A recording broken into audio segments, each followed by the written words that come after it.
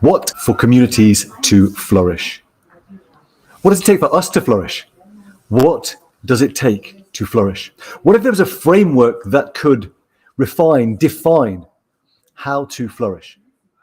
So if you're watching this, welcome to the inaugural episode of Live from LaunchPad. Here we are. Let me try and work it out. At LaunchPad Venture Studio, Falmouth University's Venture Building Studio. And I have recently embarked upon their master's program, where the aim being that at the end of a year, you hand in a business plan to what is hopefully an incorporated and highly growing startup.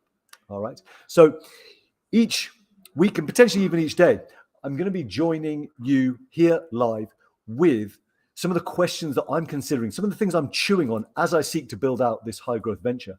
And I'll be joined by my cohort members, by lecturers, by our coaches, so that together we can explore as fully as possible what it takes for a business to succeed and for us as individuals to thrive and to flourish. And so that word flourish is really where we start today.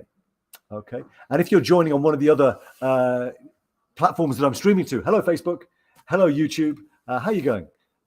Welcome. So hit me up in the comments. There's going to be some questions as we go through.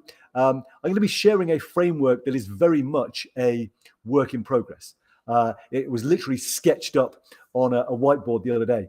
And I thought, although I'm not technically following the processes that we should, i.e. which is design thinking, I'm perhaps putting the cart before the horse. As yet, I've got no idea whether it's a cart, whether it's a Ferrari, whether it's a plane, right? So I thought one of the simplest ways to begin to explore that is to jump on and to get some feedback live about the kinds of things that I'm exploring, I'm considering. Okay, so let me just jump onto LinkedIn and see if we are indeed live. It's always a good thing to test, always important. Let's jump on there and see.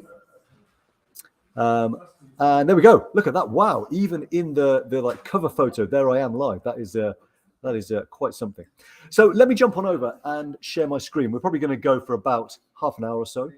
And you can probably hear in the background a whole load of other stuff going on, maybe even some lectures happening that I was totally unaware of when I thought, let's jump on, let's just do it, let's try something. So if you hear other things, fantastic, get involved in those as well. But for now, let me bring up my my screen and let's see what you think of this framework. So hopefully you're now seeing this, my aptly titled Flourishing Community Framework. And what got me pondering this notion is recognizing that as a species, we are likely heading into some very challenging times, and that our capacity to be resilient, one of the mission critical factors is going to be our capacity to cultivate flourishing community. So here is the very kind of rough basis of this, and those of you familiar with Simon Sinek's work will recognize some aspects and perhaps see a little addition that I've thrown in there. So we've got the traditional why, how, what, and then I added in at the end there woohoo, and we're going to see what that means. So what are these four elements of a flourishing community framework? Well, the first is that why, that purpose piece, and within purpose, for me, there are three key elements that a community might need. And by the way, if you can spot some other things, like chuck them up in a comment, let me know, because this is, like I say, I'm willing to wipe the board completely clean of this if it is something that doesn't work. All right. But my sense is that there has to be a problem around which a community is galvanized. And that could be a problem of a specific area of interest. It could be a problem of place, i.e. how do we as Hackney come together to create flourishing community? Or it could be, how do we as tech developers come together to create a flourishing and supportive community? Then I think there has to be some elements of passion, like what are you bringing to the community that can join with a shared passion? And the final piece then, of course, is that what are those gifts and skills, the proficiencies that you are able to contribute? And for me, if we have those three things aligned, the problem, the passion, and the proficiency, then we have the spine on which a community can stand, can rise. But then, of course, there has to be some ways of operating, all right? If we have the body, we also have to have almost like the mind that tells the body how to move, Okay. And so that comes from, oh, look at all those. They all jumped up together. That wasn't, I've kind of given the big reveal without meaning to. But there we go. You can see them all. So from the purpose then has to come the principles, the animating, guiding principles.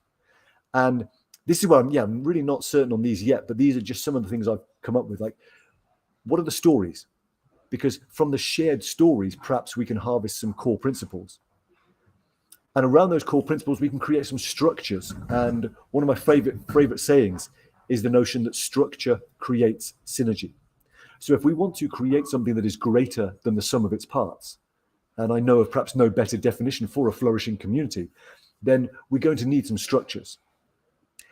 And then finally, from those structures, or indeed to ensure that those structures stay in place, and therefore that the stories that support those structures stay strong, there has to be some rules.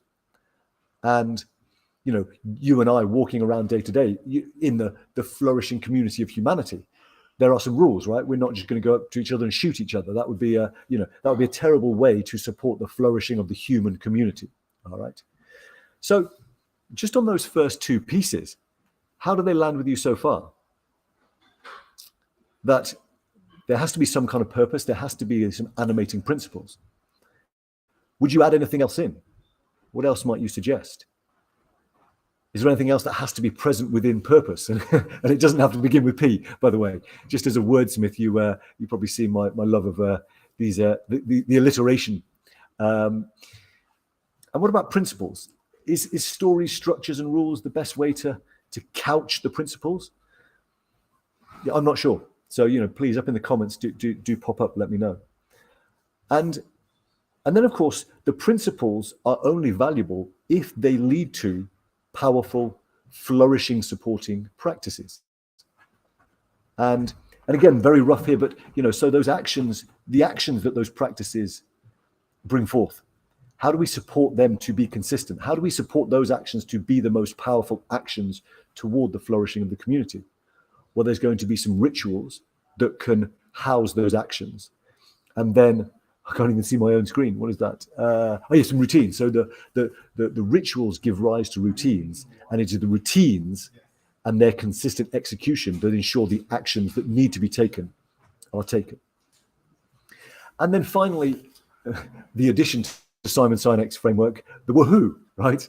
And that is, how do we recognize outstanding contributions to the community? Because if a community is to be something that people want to keep showing up to, want to keep being a part of, want to keep adding value to, then there has to be some means of recognition of, you know, it has to be praises or prizes, or maybe both, right? And so I wondered whether, as a very basic level, how are communities cultivating applause? And that applause is just recognition of small, significant acts. And perhaps those applause, like the more that someone might gain applause, appreciation, recognition, then that might lead to some awards. And what could those look like?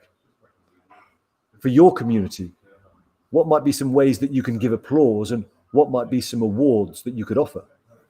And then finally, to really ramp things up, perhaps from an incentive perspective, in terms of people really wanting to be a part of the community, what could the rewards look like? What could the rewards look like? So there is a rough framework, and I'm just going to come back to my my feed now. Oh, that's a template. That's the template that I stole it from, the product roadmap. So let me come back into my feed now. There we go. So how does that land?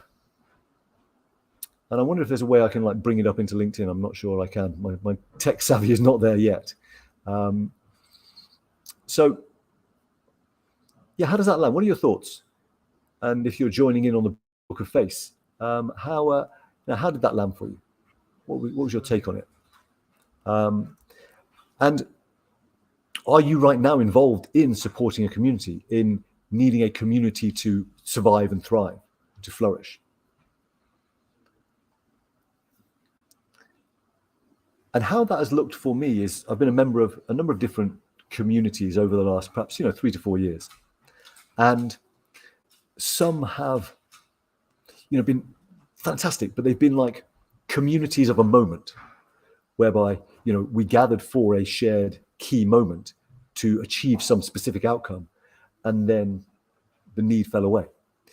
Others have attempted to be more consistent, more long-term, more towards the achievement of a constant game of improvement.